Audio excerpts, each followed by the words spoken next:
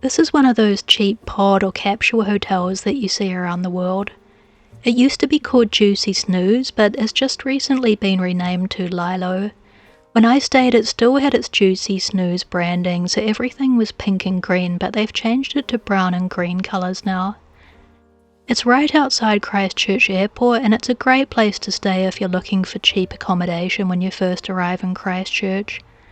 I stayed here after taking the Jetstar flight from the Gold Coast in Australia to Christchurch, as that flight arrives at midnight and I couldn't pick up my car and caravan from storage until after 8 AM. I stayed here in May 2023, and the price I paid for a capsule for the night was about 40 New Zealand dollars, but the price that they have listed now is about 46 per capsule, which is probably because it's summertime now and so they charge a little bit more. It may go back down to around $40 in wintertime. There are 8 capsules in each pod room, and you can book out a whole room of 8 for $293. Sports teams do this as it's more cost effective to just book out a whole room of 8. They've got female only rooms too, so you can choose either mixed gender or female only. There's a large communal area where you can sit in comfortable seats or sit outside. You can use the communal kitchen area, but the kitchen was always crowded when I went in there, so I didn't go over and take photos because of the people there.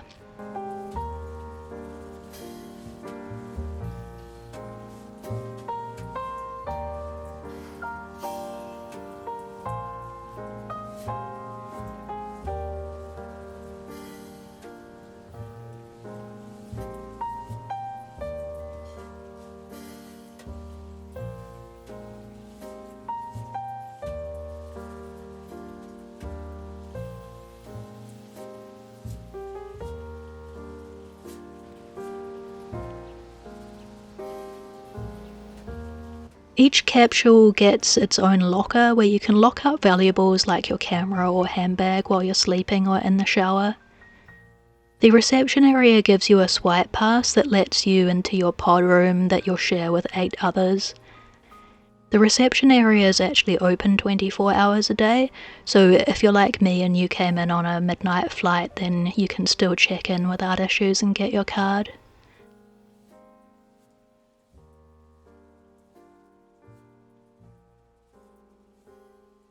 I didn't get a lot of sleep here. The capsules only have a blind that pulls down for privacy, so it's not a proper capsule with a closing door. You get more privacy than a dorm room, but the noise is still bad, like a dorm room. One American lady arrived at night and couldn't figure out how to switch on the light, and then she couldn't figure out how to open her locker, and so she just sort of woke up the whole room with her antics. I do recommend earplugs and an eye mask as well for situations like that where you've got someone just coming in and switching on the lights and everything.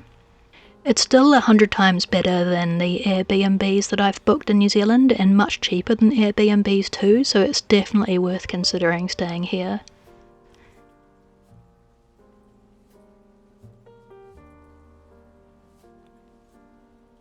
The swipe pass can be slotted into the capsule, and that switches on the lights and air conditioning in your little pod. Each pod has a place where you can plug in your laptop and a few USB ports for your phone as well. They leave a sheet and a duvet for you, and it's up to you to lay out the sheet and duvet.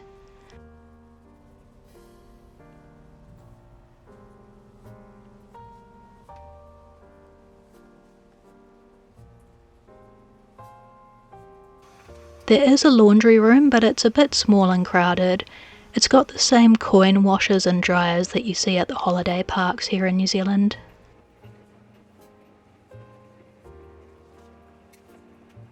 I didn't get many photos of the bathrooms because people were walking in and out when I was trying to get photos, and I would never photograph or film people in a bathroom for their own privacy, so I only filmed the toilet cubicle and the shower cubicle.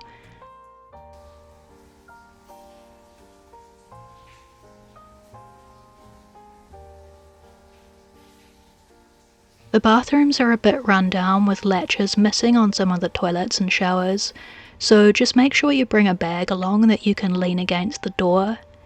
Normally when I stay in places like this there would be soap and a shower dispenser on the wall, but this place bizarrely doesn't actually have a soap dispenser, so you do actually have to bring your own soap, so be aware of that. It may have actually changed a little bit now that it's just been rebranded, so these things may have changed in the last 6 months since I stayed there. I saw a mixture of age groups staying here, so it's not just young backpackers. If you're an older retired person you can also stay here. If you're looking for budget accommodation, there's no problem with that. It's definitely worth staying, even if you just want the novelty of saying that you stayed in a capsule hotel and just trying it out. Happy travels! Bye!